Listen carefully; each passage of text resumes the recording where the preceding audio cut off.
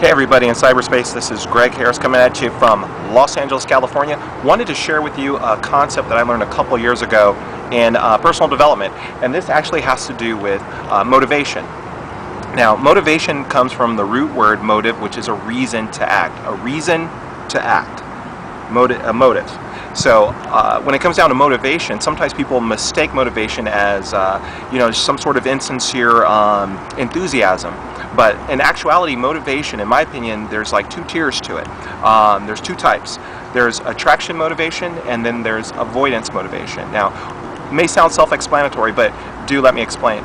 Attraction motivation is when you're talking to any of your business partners, clients, customers, associates. Attraction motivation is when somebody actually is motivated by the things that they actually want. Motivated by the things that they want. So they'll take action because of the things that they want. Avoidance motivation is when somebody's actually motivated by things that they do not want.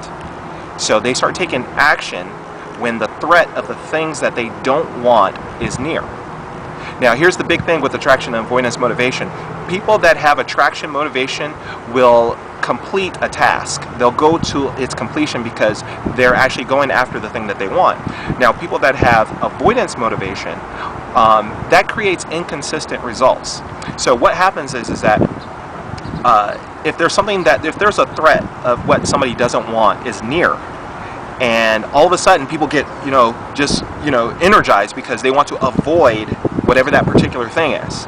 Now, the inconsistency comes into play when that threat is so far that they can't see it, and what happens to their action? It begins to dwindle because that threat is no longer in their presence. Everybody has both attraction and avoidance motivation, but we want to be more geared towards attraction motivation because that's what's going to complete our task. Avoidance motivation is inconsistent, again, because the moment that the threat of whatever it is that they don't want is no longer there, their action takes a dive.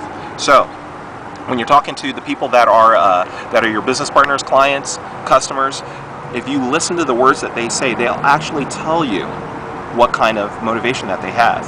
You'll find out by the things that they say. If they're talking about what they want to avoid, then you know that they've got avoidance motivation. If they're talking about the things that they actually want, and they want it because they want that particular thing, they're not wanting that thing because they want to avoid something else. So if somebody wants to be rich, but they want to be rich because they want to be rich, they don't want to be rich because they don't want to be broke. If they don't want to be broke, then they've got avoidance motivation. If they want to be rich because of all the things that comes with being rich or whatever the case may be, then they've got attraction motivation. So listen to the words that they say, and they'll tell you which kind of motivation they have. The more you know, the more you grow. Stay informed. Take action.